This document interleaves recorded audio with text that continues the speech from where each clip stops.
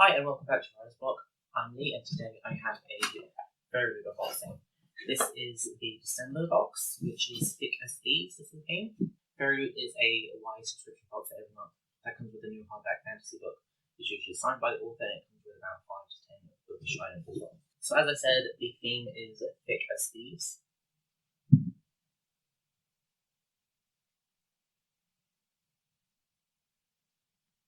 And this is the spoilers for this month's box. The very first item I see in the box is a beanie. I really like beanies. I think they're very useful and very comfy. It is summer at the moment in New Zealand, so I'm not going to use it for a few months. But I do love beanies. It's quite a unique design. It's not probably one I would have picked if I saw it in the store. I'm not sure what this is based off of. It says a mountain dragon beanie. It's made by Fairyloot themselves. Oh, it's based on The Hobbit. Okay, so it says on the beanie that it's made by Fairyloot, but then on the spoiler card it says it's made by Jessica. That's a bit confusing. So I'm kind of seeing how it's Hobbit related. There is a dragon on the edges here, and there is, I suppose, a Hobbit door on there, but otherwise it doesn't really look very Tolkien inspired. It is nice though. I do really appreciate that. The next item is this big box. It's the Secret Book Volume 4. I have the Volumes 2 and 1, so these are just literally boxes in the Secret Book. This is the design for the 4th edition. You always have various illustrations inside as well. So yeah, it's just a fake book box. I'm not sure what this is inspired by, and it's usually the quotes inside are based on a few things. And it says like Darker Shade of Magic, The Last Magician, Gilded Walls, The Hobbit, and it says the design on the inside outside is by Nova and Tel. I do like these boxes and I do use them, though this is probably my least favourite of the ones I've ever seen. It doesn't really fit the aesthetic of the other ones. The next thing is in this little black pouch. The tag for it's already come off. This one said it is Sword of Truth letter opener. And so, yeah, it's a golden sword. It doesn't look very nice, to be honest. Like, I suppose you could get a use out of this, and aesthetically, it's not very pleasing to look at, so I'm not sure if I even use it as a display item. Because obviously, people don't get that much mail nowadays anyway. I suppose I could use it to open all my future book boxes. There's little symbols on the blade as well. I'm not sure what this is inspired by. It's inspired by Throne of Glass by Sarah Jones. It does not say who made it though. The next item is a calendar, and it says that the artwork is by Dominic Wesson. So first we've got the first 2 months are Percy Jackson. And then this one I'm not sure, but based on the tattoos on his face I'm thinking that's Sarah Jones. I have no idea who most of the characters in this are. So, Throne of Glass, Darker Shade of Magic, Gilded Walls, Scythe, Percy Jackson, and Dance of Thieves are who the characters are. It's a nice art style, but it's not one I would want to display on my wall for an entire month. I don't know who any of these characters are. I just don't really like this at all. I did see spoiler that this was coming in at an original. I was quite excited, so you do use calendars every year. But I don't like this at all. Maybe if there were characters I liked, or even if it wasn't just a plain his character, and there was a bit of more scenery around it, then I'd prefer it, but this is meh. The next thing I see is an art print, which is of the Raven Boys, which I do really like, and this is also a lovely art style that I do like. It's very detailed, a lot going on in the scene. It's also very clear who each of the people are, and it's very visible who the characters are and recognisable of which series it's from. It says this is by, the drawing is by Saint Dree. The next 2 items are the tarot cards that come with every month. I'm not sure who these characters are. We've got King of Swords and Queen of Swords. I do quite like the style of them. They do fill up most of the area, which has been an issue with tiny. And they kind of just wasted space. These are inspired by The House of Earth and Blood by Sarah J. Maas.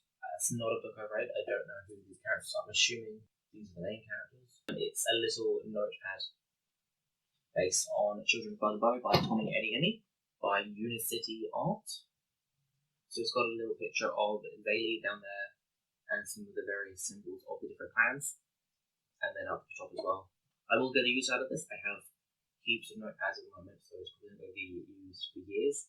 But I do like that. I also like that it's Children of Blood and Bone because there's not something that there's a lot of fandom items for, even though it was one of the best-selling books when it came out. This book has very sparkly edges. Very sparkly. It's also very thick. So the very first thing is the monthly bookmark that comes with every box that matches the theme card. Then we've got the Fairyloot, which, again, like the last one, doesn't have much information. It's just a single sheet. So we've got an interview with the author, and an explanation of what they've changed about the book, and info about the next month's book. Next is character art for the book, and an author letter. This author seems to have grown quite a lot more than most of the authors generally do. The book is Master of One by Jada Jones and Danny Bennett. This cover doesn't seem to be that they've changed it at all, which they didn't change at all the September book either. They have put kind of a pinky red sprayed edges with glitter as well. It is signed by both authors on the end pages, with like moons and stuff on the end pages as well. Ooh, that's nice. The blank naked cover does have a foiled leaf design on that, which is really nice, as well as the foiling on the spine. And it also has a reversible dust jacket. It's kind of silly that they haven't done it so it actually fits the entire width of the jacket. That seems like a silly thing to overlook. The back says, "Welcome to the Queen City, a terrible place to live, an excellent place to die." Okay, so the book says, so the little blurb inside explains it a bit better. Life in the Queen's City isn't easy, especially for a two-bit thief like Rags. When his latest score goes sideways, he's nabbed by the royal sorcerer Morian the Last, and is forced to steal 6 pieces of immeasurable power and ancient fade road. So it seems to be that it's about a thief who's forced to go on a quest after he gets caught to find a bunch of magical relics, which quest to find magical items is a very common trope in books. Generally, they are a lot of fun because they are the quest and going on journeys. So you see a lot of the world in these fantasy books that way, and it's a good way for authors to show off their world building skills. It's got a really nice map inside as well. So yeah, according to the Fairyloot, they haven't changed the cover at all. They've added the sprayed edges, reversed dust jacket, and signed by author. There is no change to the original cover at all.